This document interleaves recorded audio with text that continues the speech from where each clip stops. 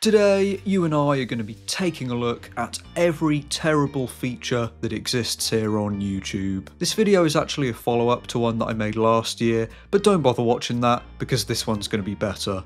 Hopefully. Anyway, without further ado, let's get into this. First up, we've got made for kids restrictions. I'm going to assume most people know that videos set as made for kids have restrictions. However, I can't imagine that everybody knows every single one. And there are loads. Ever since the whole copper situation back in 2020, videos that are set as made for kids won't have the following features available on them. As you can see, we've got autoplay on home, cards or end screens, video watermarks, channel memberships, comments of course, the donate button, likes and dislikes on YouTube Music, live chat or live chat donations, merchandise and ticketing, notification bell, personalised advertising, playback in the mini player, super chat or super stickers, and last but not least, save to playlist and save to watch later. It's quite the list, and it's clear that YouTube weren't taking any chances after they got sued to high hell for the copper violations. It's all quite a sorry state of affairs really, and as I look at this list,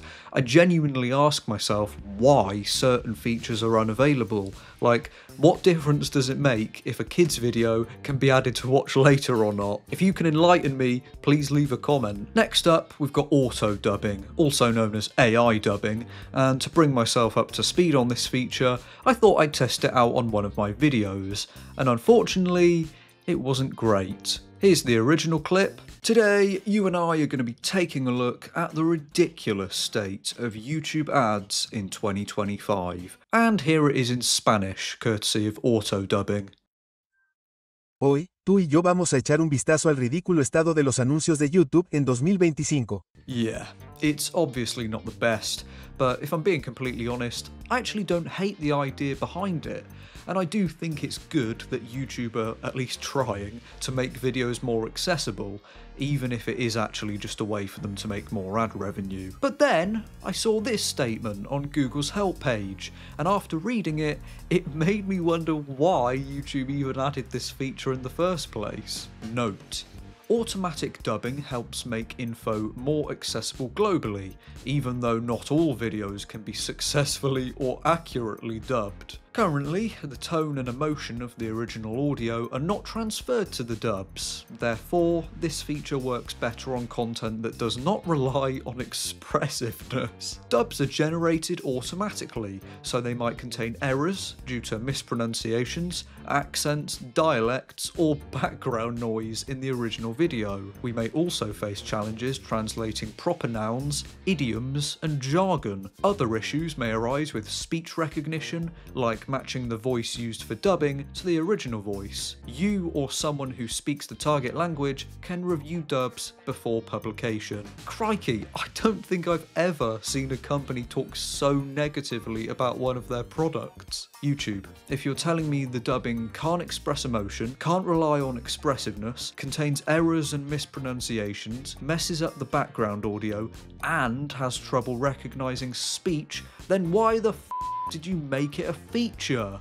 It's just baffling. It's clear to me that this has a long way to go before it's even close to being perfect, and I'm very curious to see whether YouTube actually gives auto-dubbing the time and, inevitably, investment that it needs to actually work. Unwanted search results. Once upon a time, if you needed to find a specific YouTube video, let's say a tutorial on how to make a chocolate cake, you could type that into the YouTube search bar and you'd get all the most relevant videos. Well, those days are seemingly long gone, because if you search up how to make a chocolate cake in 2025, you do get the videos you're looking for, but then if you scroll down a little bit, you get this section called People Also Watched. And for some inexplicable reason, in this section, there's currently a video with a woman wearing nothing but what looks like a giant transparent bag in the thumbnail. Fantastic. There's clearly something very dodgy going on with this channel because some of their videos have millions of views, like this one, for no apparent reason. And not only that, the video still shows up when I turn on restricted mode.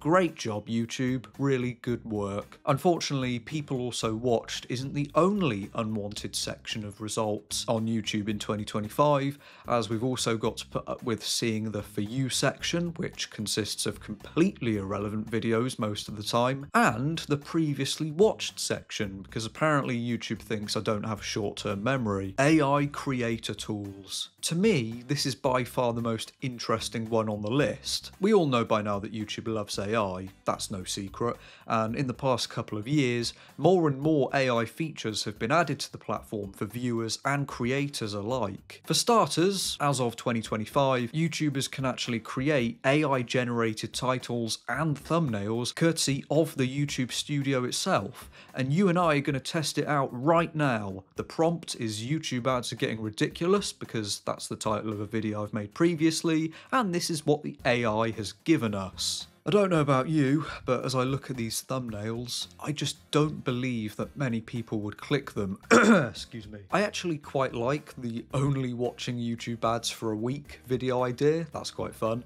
but again, the thumbnail just isn't a thumbnail. It's a piece of abstract art that I think most people who see it would be able to tell is AI generated. Let's do another topic. Let's just type in Minecraft. This is what it generated. Yet again, it's not the best, and in this instance, there's a clear copyright issue here. I am thinking of doing an entire video testing out this feature, so if that's something you'd want to see, let me know in the comments. Of course, this isn't the only thing YouTube uses AI for, another instance being the Team YouTube Twitter account, because it's pretty clear that at least some of the time, its responses to users are indeed AI generated. Funny story, earlier this year, the Team YouTube account responded to Neil Mohan, the CEO of YouTube, seemingly thinking that he needed assistance. Absolutely hilarious and equally stupid. The dislike comment button. This one is a strong contender for the most pointless feature on any social media platform. If you go to the comment section of a YouTube video, you can of course see how many likes a comment has, but on the other hand, you can't see how many dislikes one has. So maybe you're sitting there thinking, okay then, it must work in some other way, right? Well, no. If you dislike a comment, it does literally nothing. There's no secret dislike counter anywhere, it doesn't send the commenter a notification saying you disliked it, and it doesn't reduce the number of likes on the comment, which I imagine some people might assume it would. YouTube has actually experimented with the comment section, and I wouldn't be surprised if they eventually make it more like Reddit, with upvotes and downvotes instead of likes and dislikes. Replies made with AI. If you make a YouTube video, you can reply to the comments in two places. One, under the video itself, or two, in the YouTube studio. Well, in September 2024, YouTube quietly introduced an exciting, innovative, and highly anticipated new feature. I'm joking, of course, nobody wanted this. If you couldn't tell, I'm not the biggest fan of AI, but regardless, I just think this completely sucks the joy out of interacting with your audience. Age verification. And in YouTube's defense, this is more aimed at parent company Google. Back in August 2025, the internet started kicking off because YouTube announced that if they were unsure of a user's age, they would require them to submit their ID, something not many people were a fan of. Over time, YouTube has become more and more reliant on viewers creating accounts, not only because of all the age verification nonsense, but also if a user is using a VPN. In case you didn't know about this, if you use a VPN and try to visit YouTube, they'll make it as difficult as possible for you to watch videos as part of a private browsing experience, mainly by getting you to sign into your account, allegedly to prove you're not a bot, but you and I both know that it's actually about them collecting your data. The updated user interface. To be fair to YouTube, this might just be me being picky and not liking change, but basically a few months ago in summer, YouTube updated their user interface, the one you see when you pause a video, and I did not like it. I much prefer the pause and minimize screen buttons to be square and right in the corner of the screen. It seems like YouTube is always playing around with user interfaces in different areas of the platform, changing things up and then putting them back when people complain. So make sure you remember what the website looks like now in 2025 before they inevitably change it again in the future. Voluntary Age Restriction. Before I talk about this one, I want to say that I don't necessarily think this is a terrible YouTube feature, but I do think it deserves a mention because of how rarely you see it. So chances are that if you've been on YouTube for a while, you've come across an age-restricted video in your time. 9 times out of 10, if you look in the description of said video, it'll have a notice saying age-restricted video based on community guidelines. However, did you know that this is not the only message you might see on an age-restricted video? Very, very occasionally, you might come across a video that has been manually age-restricted by the person who uploaded it, signified by this message here. Maybe you've seen quite a few of these videos, or maybe you didn't even know it was a thing, but when I see one of these, I feel like I've found diamonds in Minecraft. Latest YouTube posts. And by latest, I mean completely random. The other day, YouTube recommended a post to me by a creator called Resile. A post from 6 years ago. I thought my body clock was bad, but YouTube's is on another level. This just reminds me of those wake up bro, it's 2013 Minecraft memes. And speaking of glitches in time and space, next up we're looking at fake HD. I know for a fact I'm not going crazy when I say that Auto 1080p does not display the same quality as if I go into the video settings and manually click 1080p HD,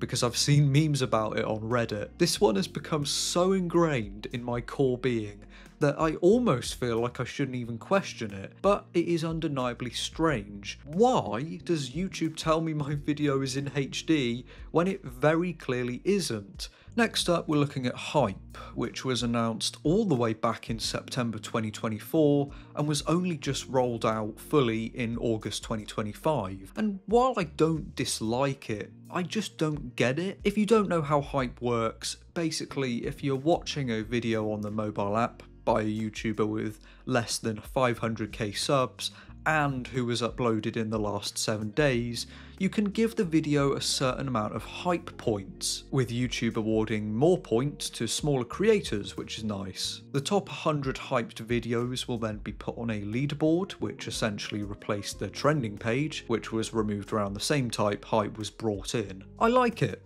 but I don't see why. YouTube themselves have said that hypes won't affect homepages or recommended sections, so it seems like the effects of hyping a video are contained to the leaderboard. But outside of the leaderboard, the good old YouTube algorithm still dominates the website's mechanics. So unfortunately, I just don't really see how hype can live up to its name, especially since the leaderboard can only be accessed on the YouTube mobile app as of the time of me making this video. Premium Lite. Premium Lite is a version of YouTube Premium where you can pay less to sacrifice certain benefits, but the reason it's on the list, and the reason why I hate the power huge companies have, is because you can still see ads on some videos even though you're paying. Of course, YouTube isn't the only culprit of this. Disney Plus and Netflix are also guilty of charging you and then showing you ads,